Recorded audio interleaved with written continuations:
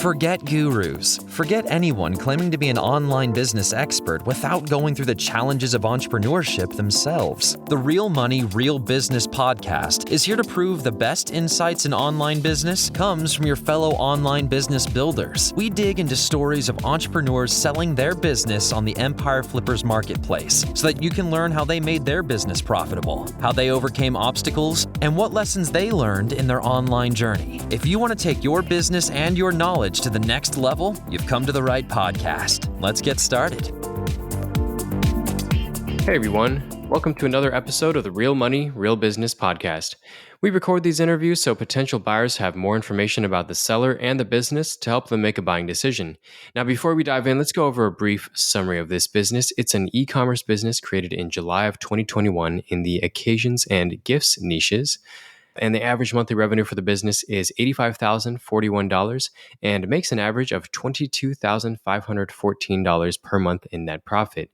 The assets included in the sale are primary domain, including all site content and files, 3 secondary domains, employee and contractor contracts, supplier contracts and relationships, Shopify account, social media accounts, which include Facebook, Instagram, and Pinterest, an email list with about 9,000 total subscribers, operational SOPs, and just as a disclaimer, the buyer will be required to have a legal entity in the country where the Stripe account is located to purchase this business.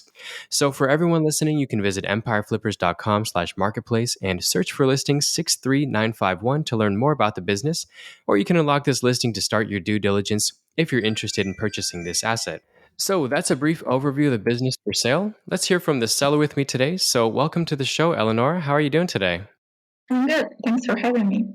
Absolutely. Well, I'm looking forward to learning more about you and your business. So to start us off, can you tell us a little bit about your background in building and running online businesses?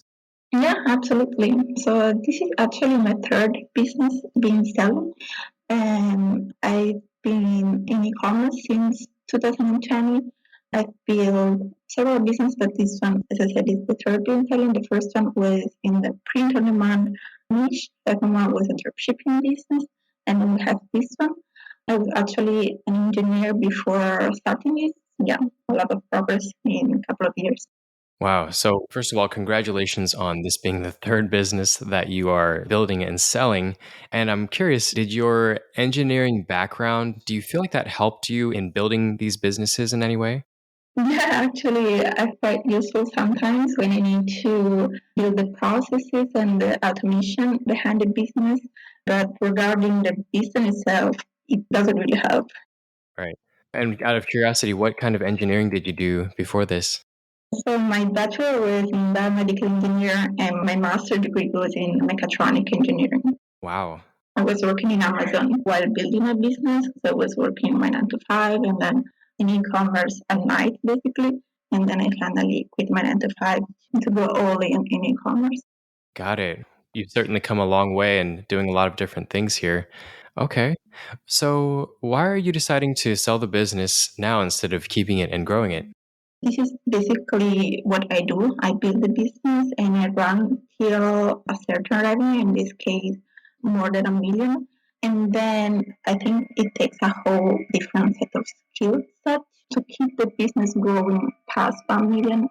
I like to work more a lean team of few people.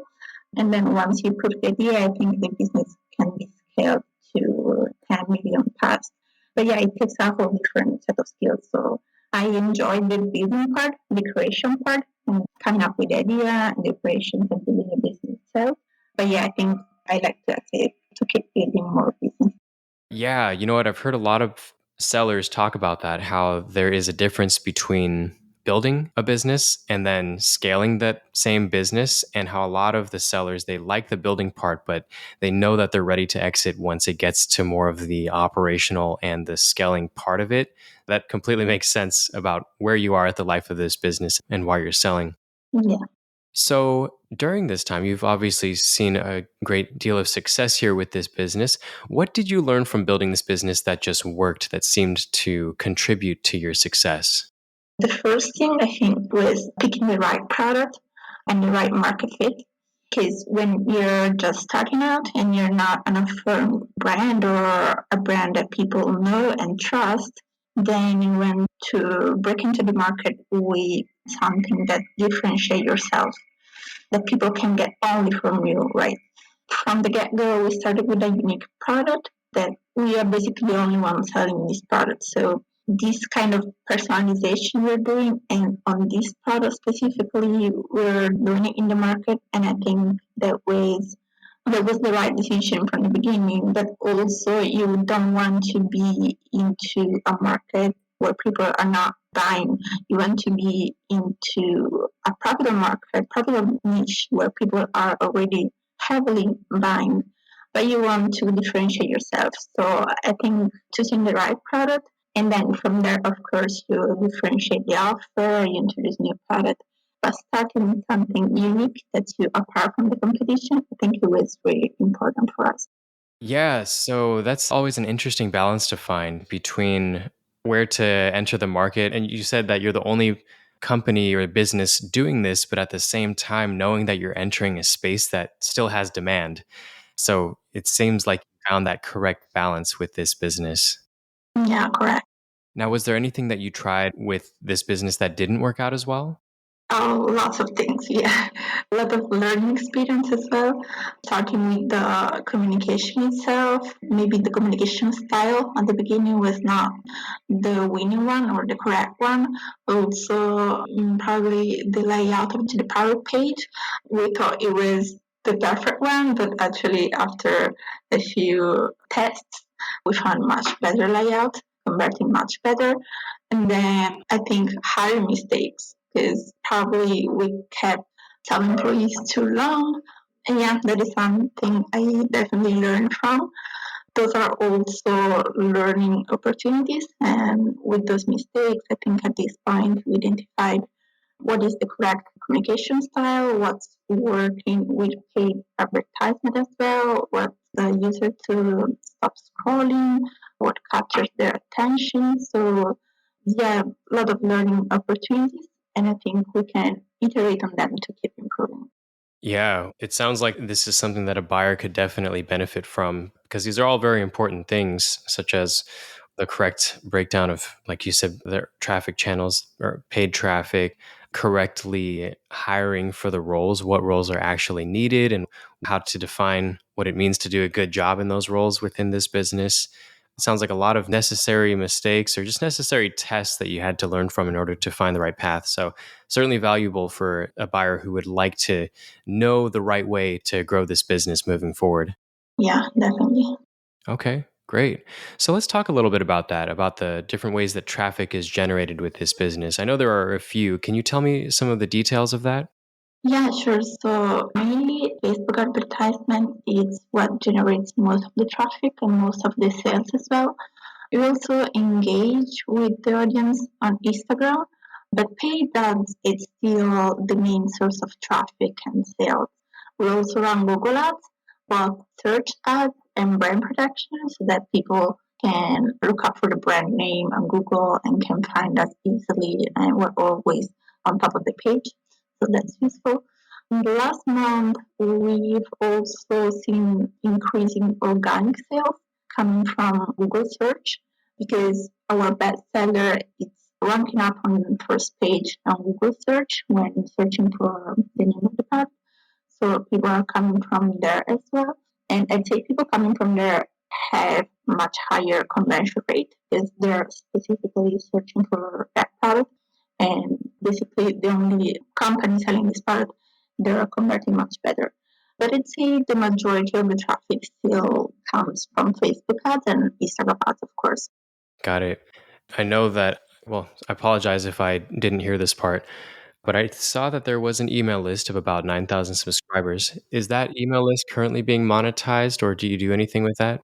Yeah, the way we work with emails, it's with upselling and cross-selling products. Paid traffic is still what brings in new customers, but then we have the chance to monetize them again with email. So yeah, that is also bringing part of the revenue. But yeah, but still paid traffic is the main source right now. Okay, great. Thank you for clarifying that. And I know that this business, it's not technically a drop shipping business, but I know that there's a specific way this business operates that one would see as maybe like a traditional e-commerce, like an Amazon FBA business, for example. Can you describe the operations of this business? And then can you also describe the amount and the type of work that you do within this operation? Yeah, so basically the way we work, yeah, it's a little bit different or particular with respect to other business. It's not really drop shipping because we're not drop shipping the product, but every product is handmade to order. So what happens from where the customer places an order is that we have a whole set of automations that run to store all the details of the personalization itself.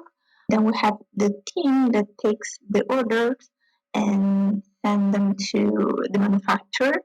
The manufacturer creates the products from scratch with the personalization details that the customer entered. So once the product is ready, the manufacturer sends the product to the final customer directly.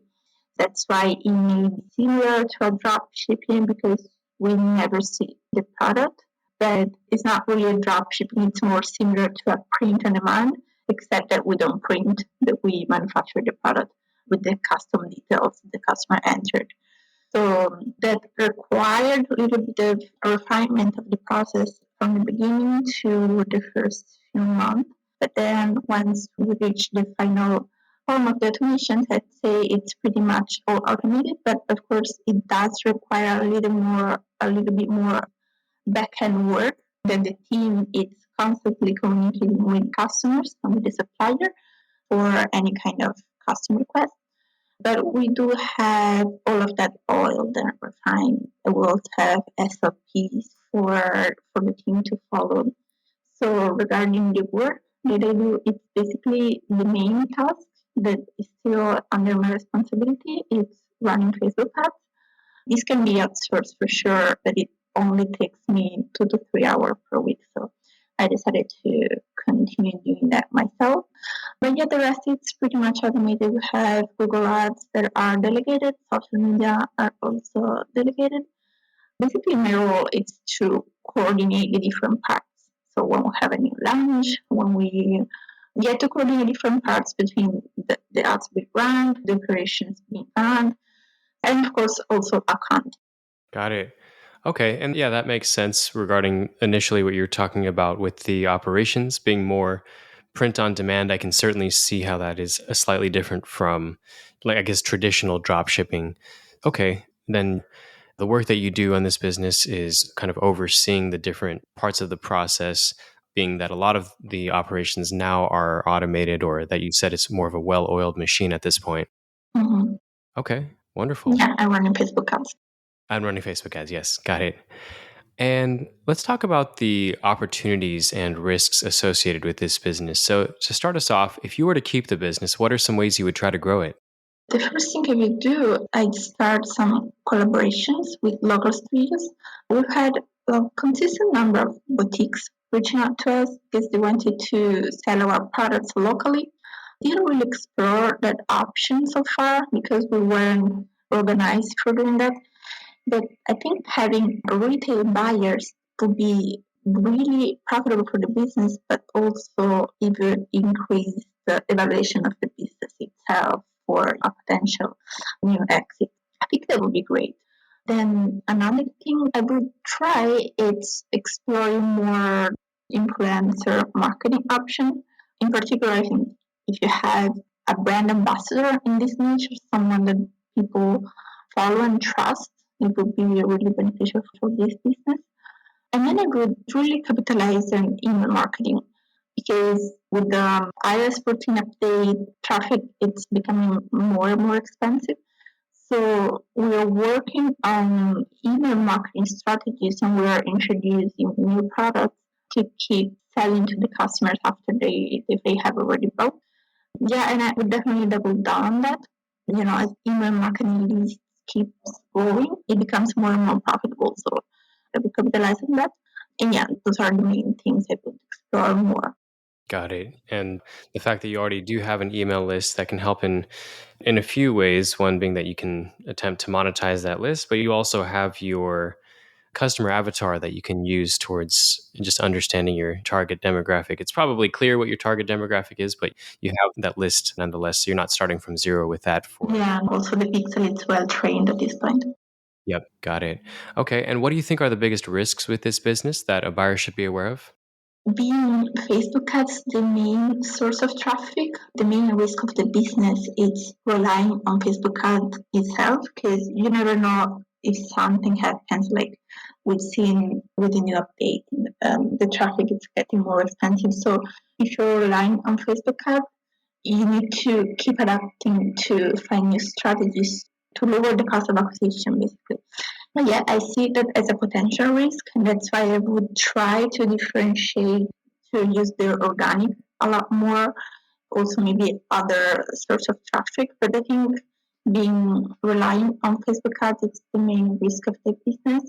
I don't see a risk related to what you could normally see with an e-commerce business because we don't hold inventory here. So while a normal e-commerce business, sometimes they try to, when they have an overstock products, they try to run sales and even sell for a loss. That can not really happen here because you're not ordering inventory up front. And we also have a lot of flexibility with the production. So I don't really see that as a risk for this business. Okay. And there's a few housekeeping questions to wrap this up. How much support are you willing to offer a new buyer? Depending on the buyer, we can definitely agree on a couple of months, even 3 months of email and phone support. And I would also be open to help create any kind of tutorial or SOPs for the team to keep running the operations. Our team will stay with the new buyers, so they know how to run all the operations. But if that is needed, I would definitely help with that. Okay, great. So for anybody listening, the default is normally 30 days, but that's great to hear that Eleanor is willing to offer essentially 2 or 3 times that amount. Okay, wonderful. And just confirming that you commit to a non-compete after the sale of this business? Yeah, makes absolute sense. Okay, wonderful. And are you open to something like an earnout? I mean, it really depends on the buyer, but I would definitely prioritize any offer that doesn't involve an earnout. Okay, certainly understandable. And putting yourself in the shoes of a buyer, why do you think this is a business worth buying? So I think this kind of business is very unique in its kind. You won't find something this particular and this on demand at the same time. Is we're in a very profitable niche because the niche itself is already very profitable, but the fact that we are adding personalization to it even more profitable, and I find this to be the winning formula for this business. So I think that's very unique. I haven't seen anything like this in the market. So I think that could be really valuable for a potential buyer. And also we have, as I said before, all our operations were all done refined, but it wasn't super easy to set them up at the beginning. So because of that initial obstacle, there is a lot of competition in this space. Unlike dropshipping, in dropshipping, you're likely to be copied the day after. In this case, that is not the case. So I think that is also very valuable. And because we don't hold inventory, we also, of course, we don't have risk related to that, but also we have a lot of flexibility because we can control the production. We can, for any kind of personalization, we can also offer any kind of product. Because we work directly with the factory, we really are in control of the production line. So yeah, a lot of opportunities here, and also maybe a lot of new things to try because we're not on Etsy where these things are really popular. We've never done influencer marketing, so a lot of new things to explore and to keep growing. And we got a lot of potential here, being the idea already proven to work. Yeah, it's interesting. So, just as you said, you are in a space where you're the only person that is offering this type of product slash service. And yet, it's in a very competitive market. So, it's a lot of demand here. But what you've set up is difficult to replicate. So at the same time, it's tough for competition to just, as you said, copy the business overnight or to even enter this. So you have some defensibility around something that you're the only business doing in a space that is otherwise very competitive and has a lot of traffic going to it. Yeah, definitely crowded. Yeah, that's great. Okay, well, last question. Is there anything you'd like to add that you think I might have missed during the interview? No, I think we covered all the important points on this business. Okay, yeah, so do I. All right, well, I'm going to wrap this up here. So, Eleanor, thanks so much for sharing your story and joining us on today's episode. And I hope your business is purchased in the near future and by the right buyer. Yeah, thanks. Thanks for having me. Absolutely. All right, everyone, thanks for listening. To learn more and see if this listing has already been sold, head over to empireflippers.com/marketplace and search for listing number 63951. And if you're watching this on YouTube, click the link in the description to go straight to the listing. And once you've unlocked this listing, you'll be given everything you need to know about this business. So until next time, enjoy your digital journey.